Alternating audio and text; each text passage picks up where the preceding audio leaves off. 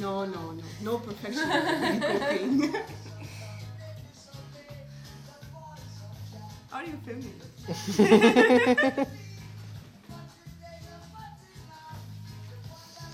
Maybe we can start the interview. What do you think? The interview. About what? You thought he forgot? No way. No. Tibi does not forget. As I know, you born in Moscow, and you live in Poland now, because you learn in Poland. Yeah, because I'm studying in Poland, but also I started to study Polish before, and then I got some friends there, and then somehow my destiny came to Poland. So I see. And you write poems and prose before you moved to Poland? yes, of course. It's only 3-4 years I'm in Poland. And before I already published my book before. So When do you start writing? When I was 9 or something. And translating? Translating something like 4 or 5 years ago. What do you translate? I translate contemporary Polish poetry into Russian. Sometimes I do it vice versa, but it's just an exception. Normally I translate contemporary Polish poets, young poets, older poets, but mostly from the 20th century, but mostly I think from the 21st century already. So. Yeah. From the famous poets, I translated Czesław Miłosz and I translated Tadeusz Różewicz. And from contemporary poets, it's like the most famous of them, I think, is Andrzej Sosnowski, Marcin Świetlicki, Adam Wiedemann. Also lots of young people. You not necessarily know. But And as I know, you write some prose in Polish also. I started to write in Polish too, something like 2-3 years ago. I started with poems because normally I write poems. I had some prose in Russian before as well, but then I kind of stopped writing prose in Russian. But now I've been to Germany and yeah. Just wait for the coffee. It's nice. Yeah. It's ready.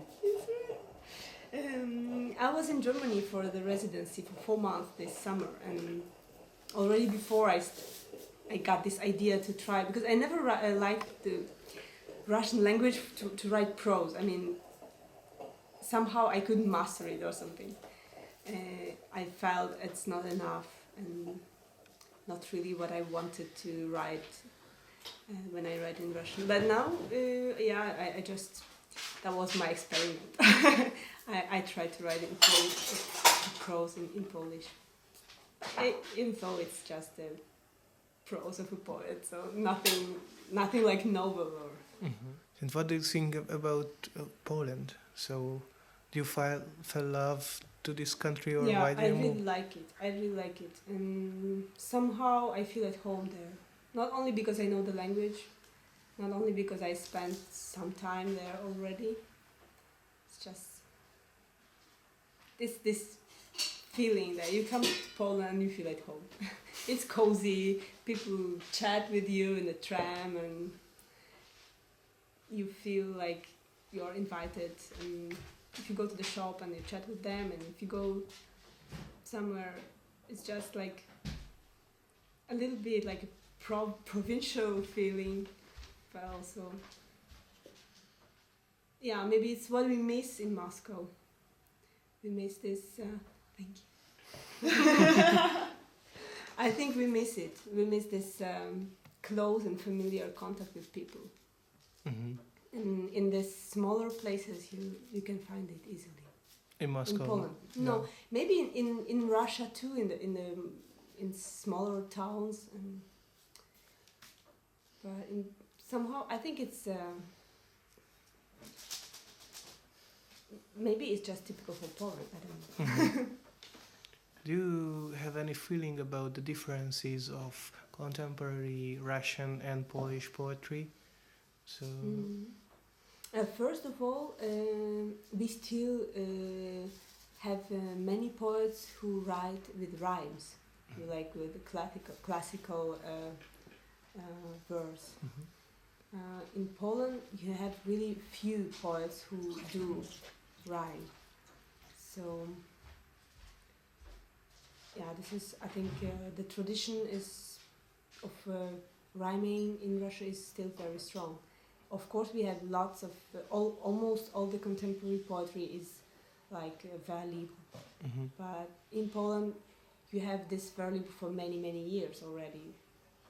So much earlier they stopped rhyming. To read poetry and to translate poetry and to make poetry events and also any type of cultural events like theater or it helps a lot people to get to know each other and to understand each other's cultures better. So we got this project, Ambassadors of Poetry. It was a Russian-Polish book institute organized it in Moscow. We invited Polish poetry to Russia and they invited Russian poets to Poland, so that like an exchange. And I translated for this project as well. I think it's a great thing because you invite poets and you see and they see the country. They get rid of stereotypes, and this is very important that the people who speak in your language, people who write in your country, that they know the other country, so that they can transmit it then into the home culture. I think it's very important. In dance. Yeah, they always ask me, but the Poles, they don't like Russians, no? I mean, I'm not really sure how it would be if I wouldn't know Polish before I moved. So maybe it would be different. But since I could speak fluently in the beginning when I came, so I don't know how would be the perception in the other way. It's not that Poles hate Russians or something. They don't like Russia and they don't like Russian politics. But people, I think we can easily find good contact. Like Slavic people and just any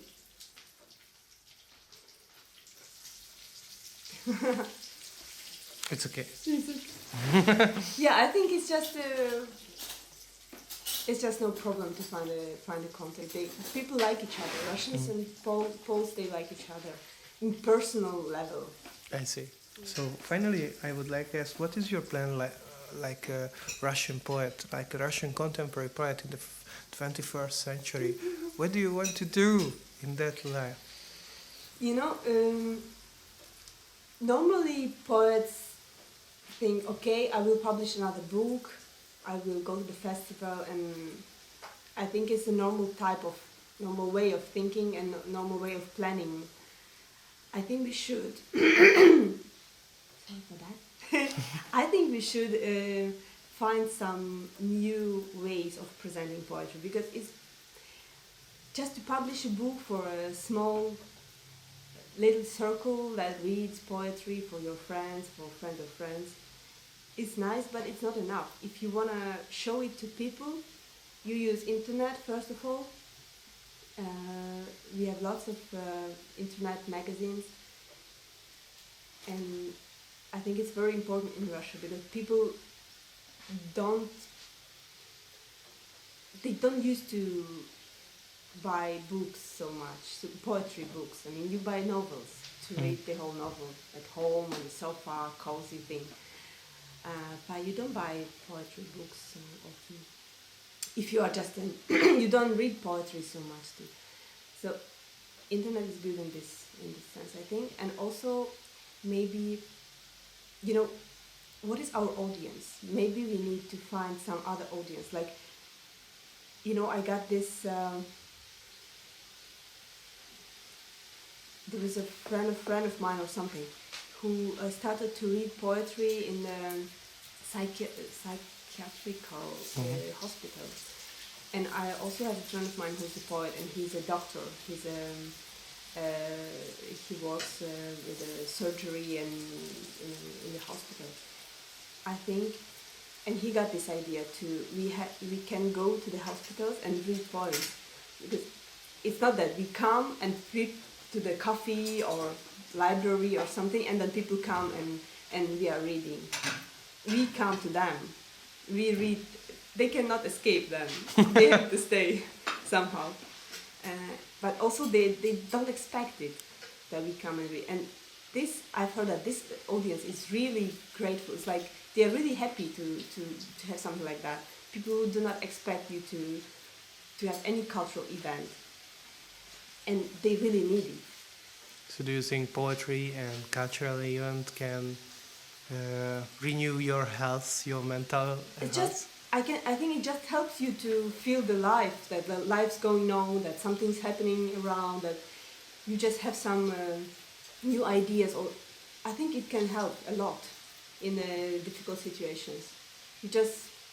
Or just for fun. I mean, even if you are not, it's not necessarily that you are really very ill, very sick, and you cannot move or something. It's just like you spend some time in the hospital. You waste this time in most of cases. You're just waiting, and then if you have something like that, you really have time to listen. In a big city, you come to the poetry event and you have like half an hour, and then you have to run. You have to hurry up. In the hospital, you don't have to. I think it's a nice idea. If I would organize something, I think it could be a good idea. Thank you, Anastassia.